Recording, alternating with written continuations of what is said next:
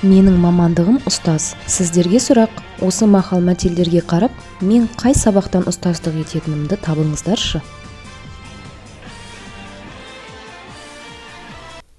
Сәлеметсіздер ме достар? Сіздер дәл таптыңыздар. Мен дене шынықтыру пәні мұғаліммін.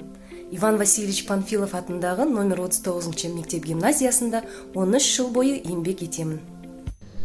Ұстазыңды ұлы әкеңдей сыйла демекші, дене шынықтыру мұғалімдері мен үшін ең жақсы көретін мұғалімдерінің бірі етін.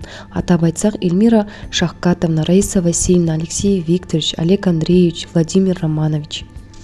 Осы аталған мұғалімдерімнің 20-30 жыл бойы озық педагогиялық тәжірибесінен өте көп нәрсе үйрендім. Және өзім де әрқашан ізденісте болып, біліктілік курстардан өтіп тұрамын. Халықаралық ғылыми тәжірибелік конференцияларға қатысамын. Сондай-ақ өзімнің тәжірибеммен де бөлісіп қалаға, облысқа, семинар, практикумдарға сабақтарымды ұсынамын.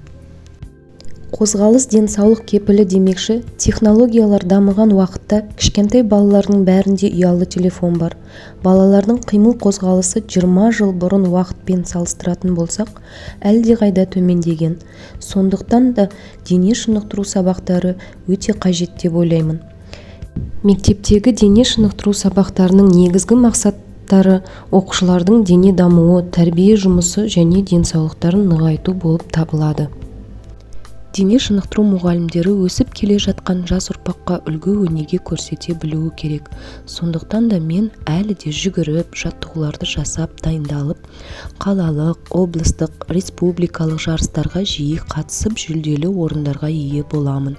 Және де менің шәкірттерім де спортты жан-тәнімен сүйіп, қалалық, облыстық, республикалық жарыстардан жүлделі орын әкелуде. Қорытындылай келе, ұстаздық тәжірибем құнды және ерекше. Ол маған жақсы мұғалім болуға және әр оқушыға жеке көзқарастың маңыздылығын түсінуге көмектесті. Шәкірттеріме жетістікке жетуге және тәуелсіз дені сау тұлға болуына көмектесу үшін өз мамандығымды жетілдіруге, дамытуға тырысамын.